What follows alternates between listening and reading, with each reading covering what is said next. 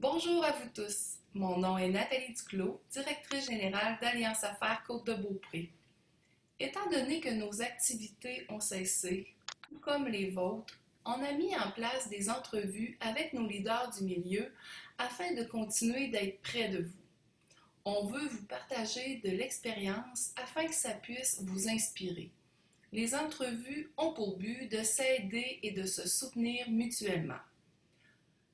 Notre partenaire présentateur est Desjardins Caisse de la Côte-de-Beaupré et je tiens sincèrement à remercier le directeur général, M. Martin Leclerc, d'être toujours présent auprès de nos entrepreneurs. Aujourd'hui, j'ai le plaisir de m'entretenir avec une membre du conseil d'administration, Nathalie Lessard, co-associée avec Mme Marie-Chantal Lachance de Création Saute aux yeux. Allô Nathalie, le monde de la culture est un domaine très touché par la crise. Tu es une grande leader dans ton domaine. Ça ressemble à quoi ton entreprise? Bonjour Nathalie. En fait, Saute aux yeux, c'est une entreprise, je dirais familiale, puisque Marie-Chantal et moi, on est belles-sœurs, qui existe depuis 1997. Nous, on réalise des projets de fresques et de murales. Dans le fond, on est peintre muraliste pour simplifier ce qu'on fait.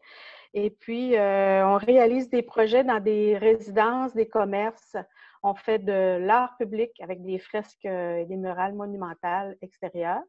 Et on réalise des projets aussi avec des groupes, des projets à caractère social, avec des groupes de personnes comme des adolescents, des écoles, même parfois on le réalisait avec des personnes âgées. Et dans le but que les gens découvrent des nouvelles passions, mais aussi s'identifient à des projets de murales dont ils vont être fiers après. Alors, c'est un peu ça. Nous, on travaille directement avec les clients. Souvent, les clients, dans les projets à caractère d'art public, c'est souvent avec des municipalités. C'est pour marquer un événement comme un anniversaire d'une ville ou d'une institution. Là, on a plusieurs projets présentement qu'on est en train de réaliser pour 2020.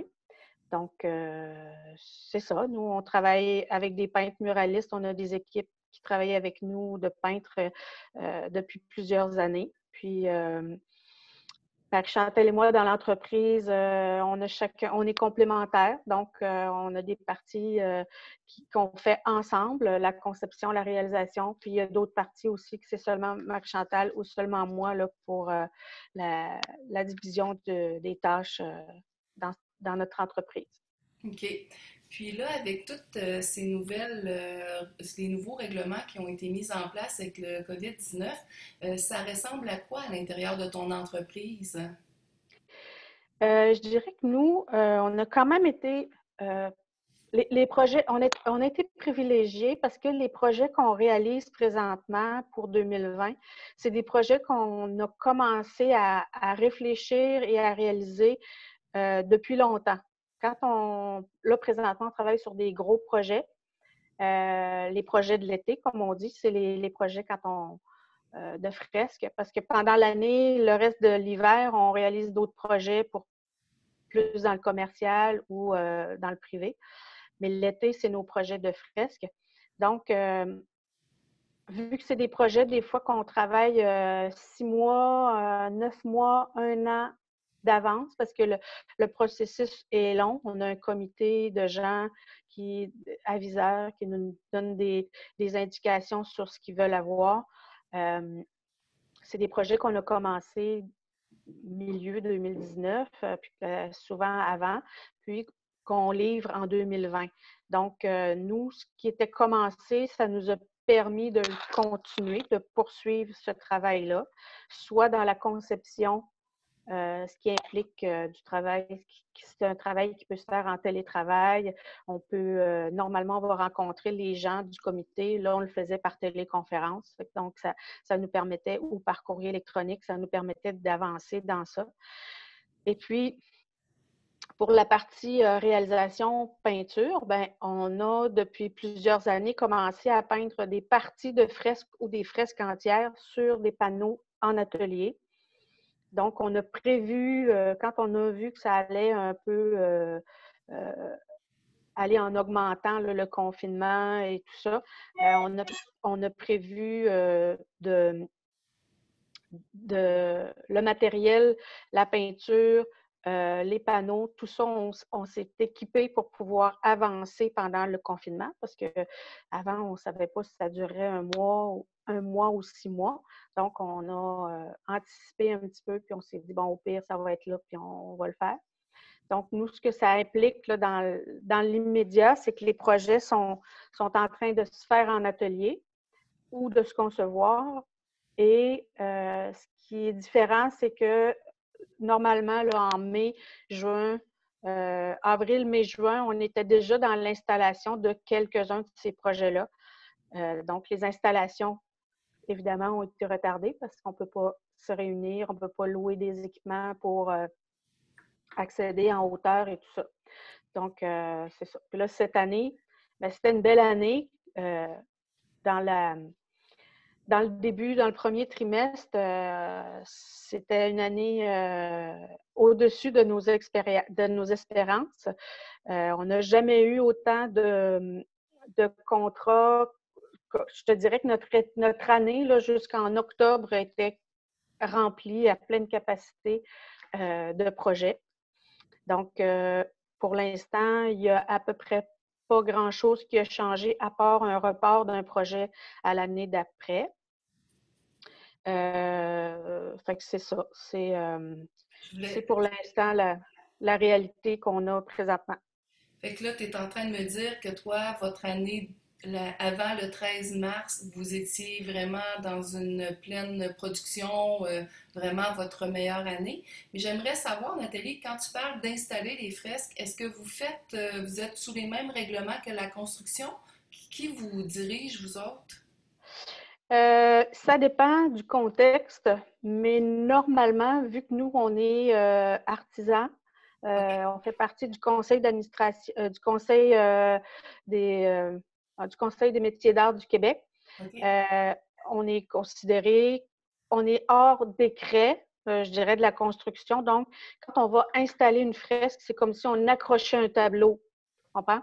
Oui. Donc, si on ne touche pas la structure, si on ne touche pas tout ce qui est la structure du bâtiment, ce qui n'est pas notre cas, nous, on n'est pas, on fait pas partie de ça. Par contre, là, ce qu'on présentement, c'est qu'on doit respecter les consignes de distanciation. Mais aussitôt qu'on va pouvoir, on va pouvoir aller installer nos projets. Dans le fond, les projets sont peints sur panneau. Puis on travaille avec Optimatec pour l'installation. C'est eux qui nous fournissent la main-d'œuvre pour installer parce qu'on est quand même pas assez, on est forte, mais quand même pas tant que ça. Là. Puis en fait, c'est de fixer les panneaux sur les surfaces qui sont soit en béton, soit en briques, soit en bois. Fait que là, les projets qu'on a présentement, on a un projet avec un petit projet qu'on va installer prochainement à Bois-Châtel, qui est inséré dans le cadre du centième de Bois-Châtel. OK. C'est un petit projet caractère historique. C'est sur un. Je vous laisse la surprise parce qu'on ne peut pas en parler vu que l'inauguration n'a pas été faite encore, mais après ça, on a un gros projet d'un grand mur à Victoriaville qui est pour le 50e anniversaire de l'École du meuble et de l'École nationale du meuble et de l'ébénisterie. Donc, ça, c'est un très grand mur de 160 pieds de long par 25 pieds de haut. Puis moi, Puis il y a je me demandais, je voulais savoir, Nathalie, avec toute l'expérience que tu as, là, avec 22, ça fait 22 ans que Saute aux yeux existe, est-ce que tu avais déjà vécu des crises dans le passé? Est-ce que tu as déjà fait ce qu'on vit présentement? Est-ce qu'il y a déjà quelque chose dans le passé que vous avez dû faire face comme Bien, crise? en fait, nous autres, on a été associés pendant 15 ans avec Cité Création qui est en France. On travaillait des projets en commun on avait créé une entreprise qui s'appelait Mural Création. Et puis, avant de se dissocier, dans le temps où on s'est dissocié d'eux, on s'est vraiment posé beaucoup de questions, Marie-Chantal et moi, parce que, étant donné qu'on avait mis toute notre énergie dans Mural Création et que là, on voulait se dissocier d'eux parce qu'on ne faisait plus vraiment de projet avec eux, il y a eu un creux, un très gros creux, puis on s'est posé vraiment la question, est-ce qu'on continue à faire saute aux yeux? Est-ce que on a encore l'énergie, la passion, parce que faut comprendre que pour faire ce qu'on fait, ça prend énormément de passion. Oui. Euh, Puis est-ce que euh, tu penses que la réflexion que vous avez faite à ce moment-là vous aide aujourd'hui à passer au travers de la crise qu'on vit? oui, Oui, hein? oui, sûrement, parce que c'est des questions qu'on s'est posées. Je te dirais que, mettons qu'on n'aurait pas un carnet de commandes rempli comme on l'a présentement, peut-être qu'on n'arriverait pas aux mêmes conclusions, mais avec un carnet rempli comme ça, puis à partir du moment où on s'est dit, dans cette période-là où on s'est posé la question, on continue, bien là, on a mis toute notre énergie, puis à partir de ce moment-là, je veux dire, les projets nous arrivent, puis je veux dire, on les accueille, puis on les réalise, puis à chaque fois, on montre une marque, je dirais, dans comment je dirais ça, la valorisation de ce qu'on fait, parce que avant, on était associé avec des gens, on partageait et les profits, mais en même temps les connaissances. Et puis, le fait d'avoir réfléchi à qu'est-ce qu'on voulait pour l'avenir, puis comment on voulait continuer, bien là, c'est sûr que euh, en période de crise, ces réflexions-là continuent. On le sait que c'est peut-être plus dans les prochaines années où on va en ressentir les répercussions de cette crise-là. Fait que d'après Peut-être que toi, fait que d'après toi, la crise, ça va s'échelonner sur plusieurs années. dans, dans le cas de la culture, je pense que oui, parce que c'est sûr que la culture et les arts sont inclus dans tout ce qui est événementiel et tourisme. Parce que, je veux dire, quand c'est plein art, c'est un événement, c'est culturel, c'est touristique. Donc, mais c'est de la culture. Quand c'est festival d'été, c'est aussi de la culture, puis c'est un événementiel. Fait que, et nécessairement que tous ces événements-là qui sont culturels vont à long terme en subir les conséquences, mais à plus petite échelle, tout ce qui est galerie, tout ce qui est exposition, rassemblement, je pense qu'il y a une manière qui va être repensée pour que les artistes, les artisans puissent continuer à vendre, parce que quand tu fais de l'art et de l'artisanat ou tu fais des choses avec tes mains que tu crées, le but, c'est aussi d'en vivre. Nous, on se sent privilégiés, Marie-Chantal et moi, parce qu'on réussit à vivre de notre art.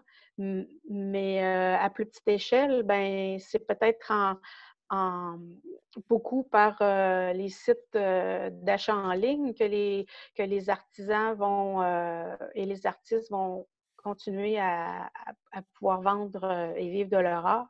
Sauf qu'il y en a tellement.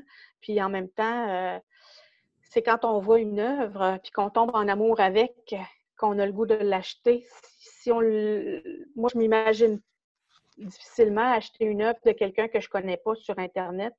Si je connais la personne, je connais son travail, puis c'est plein de finesse, puis de, de, de subtilité dans une œuvre qu'on ne peut pas comprendre par Internet. Fait il y a quand même des gros défis à relever de ce côté-là. C'est ça. Fait en conclusion, ça serait quoi ton message? Bien, le message, c'est que c'est sûr que moi, je trouve que avant le COVID, on était dans une course folle de tout plein d'activités, de, de, de besoins qu'on se crée.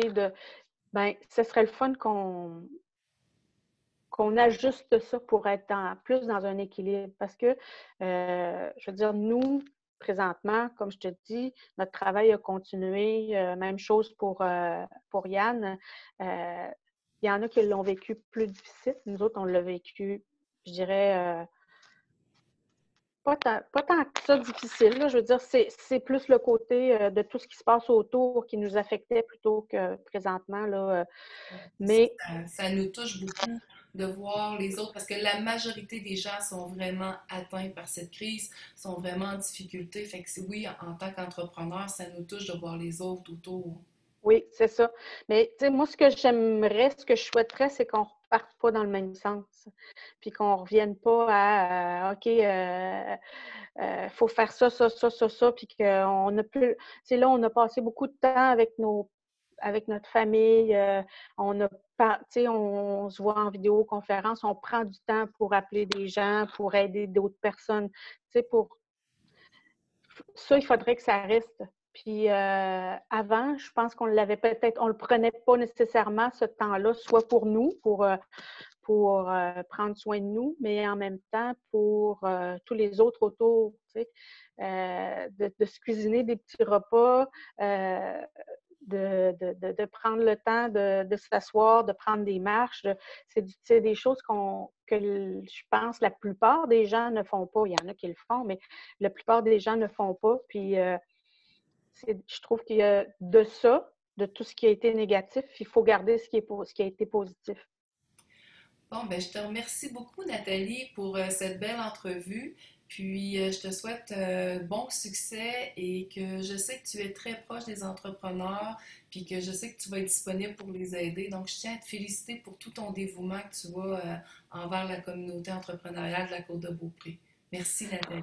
Ben merci. Puis moi aussi, je te remercie, Nathalie, parce que je le sais que tu travailles fort, que tu donnes beaucoup d'énergie pour aider les entrepreneurs. Puis dans l'Alliance, tu es le phare. C'est toi qui illumine et qui partage ta lumière. Alors, je te félicite pour ton travail. Merci beaucoup.